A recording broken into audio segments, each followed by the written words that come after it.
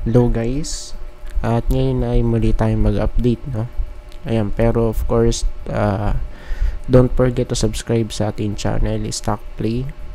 And pwede nyo i-browse yung mga natin dito, mga previous uploads.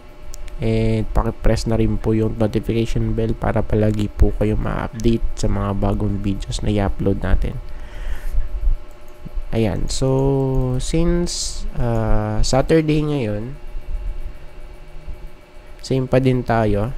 Yung first video about top trending stocks. Ayan, tapos mamaya ano naman sa mga REIT naman tayo. Real Estate Investment Trust na. Ayan. So for the first video, top trending stock nahin natin yung COL. So trending siya ngayon, guys. Of course, ayan, silipin muna natin sa weekly chart. O yan, so medyo grabe tong yung chart ni COL right now. Since nung 2021, 5 ngayon ay nasa 2 na lang actually. So grabe guys yung na to, no? Yung kanyang pag-dump right ng price. So ngayon, ang pwede nating dito ma-consider na support.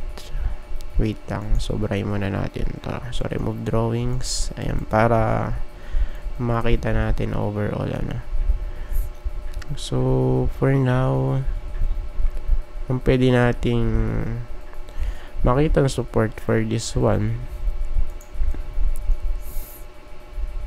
check natin. Ayan, support. So I think dito guys, okay sa area na to. Support. Okay. 2.16.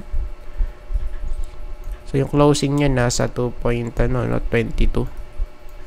Pero still in downtrend, tapos okay, para siya nagki-create ng triangle pattern. Descending triangle pattern, So flat dito sa baba, tapos lower highs dito sa sa taas. Okay, plus. Okay. Still downtrend to.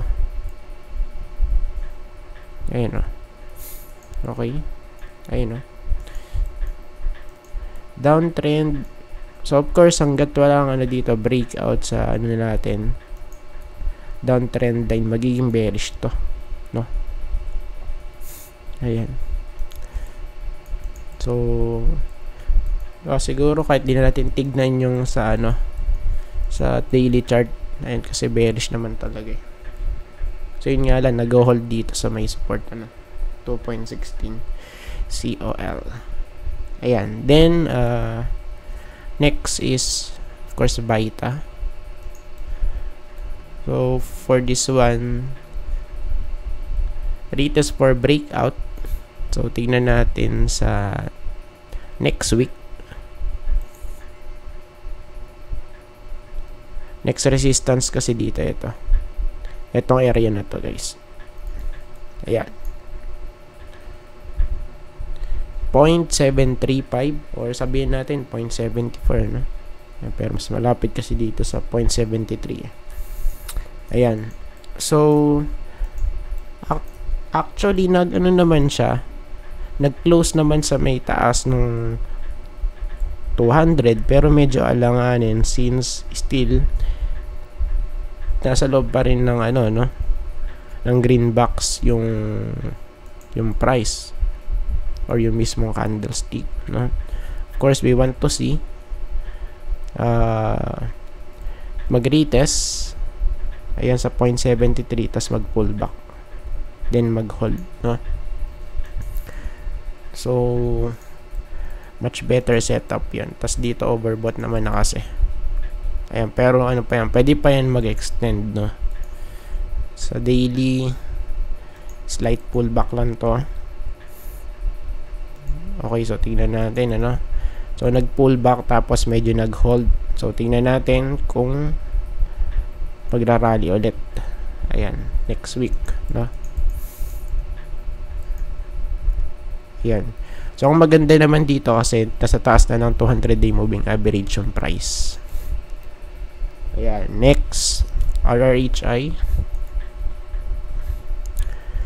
RRHI. Punta tayo sa weekly, guys.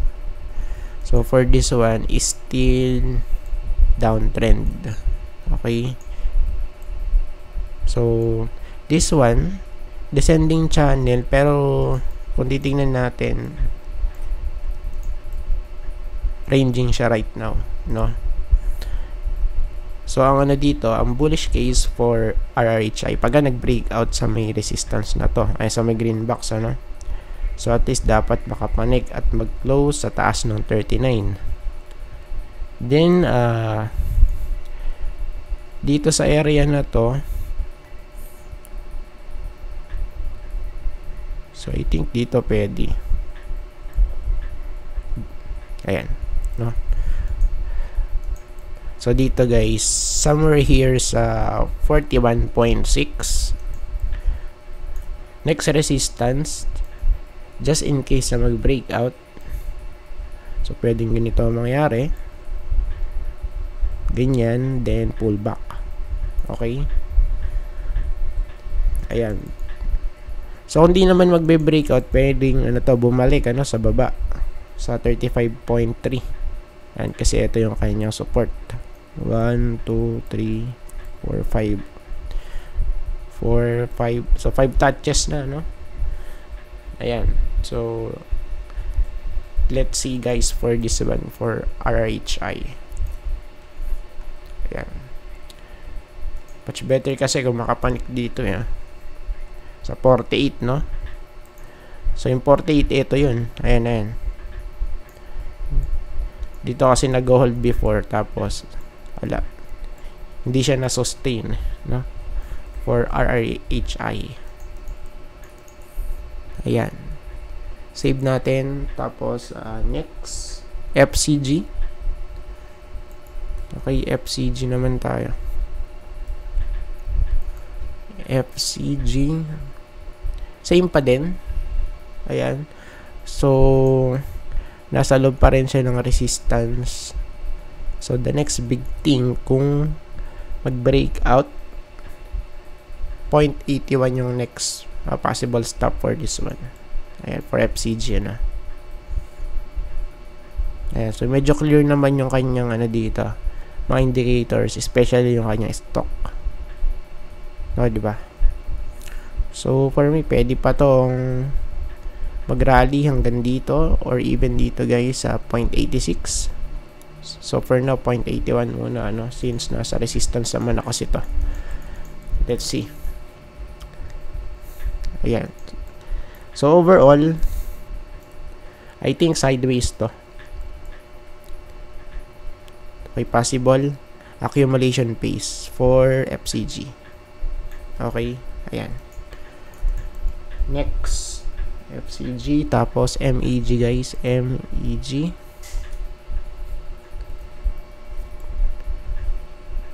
For MEG, retest, okay.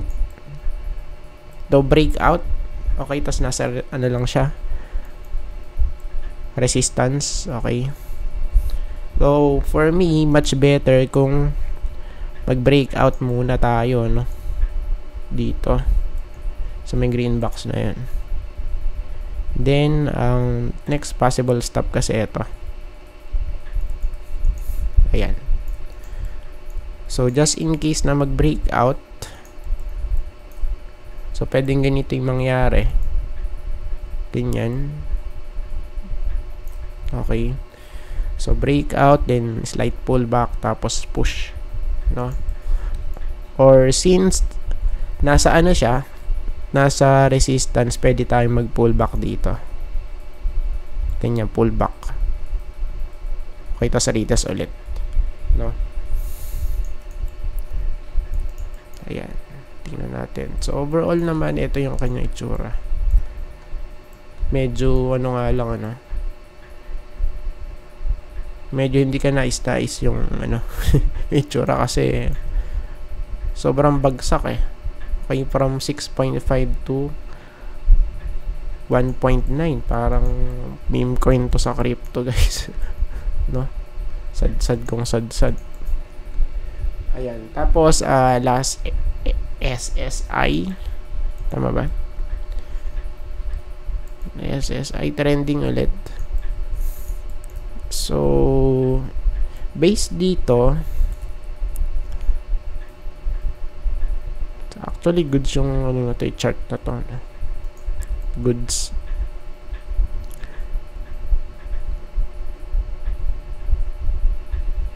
Ayan. So, yun nga lang, di na-sustain eh.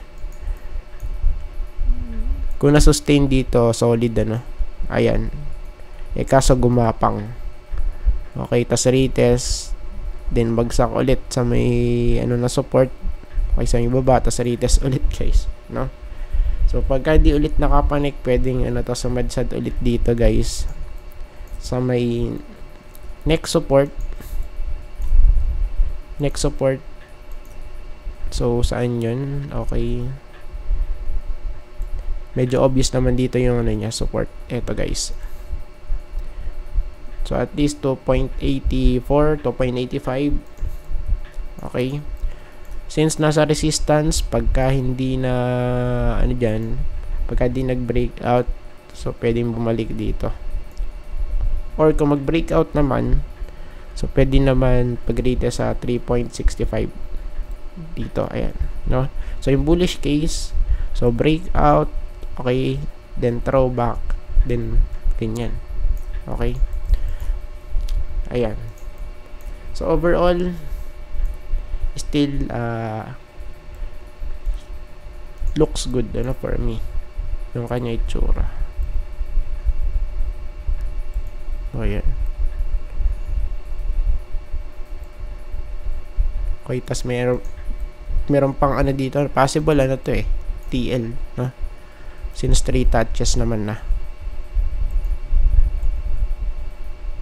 Ayan, oh. Okay, so for now, this is it. Okay. Ayan.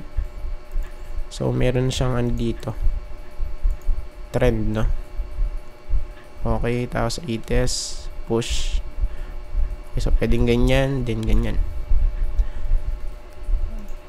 Ayan. So, I think tapos na po tayo, guys, at maraming salamat po sa panonood. See you po sa next video. Bye-bye and God bless.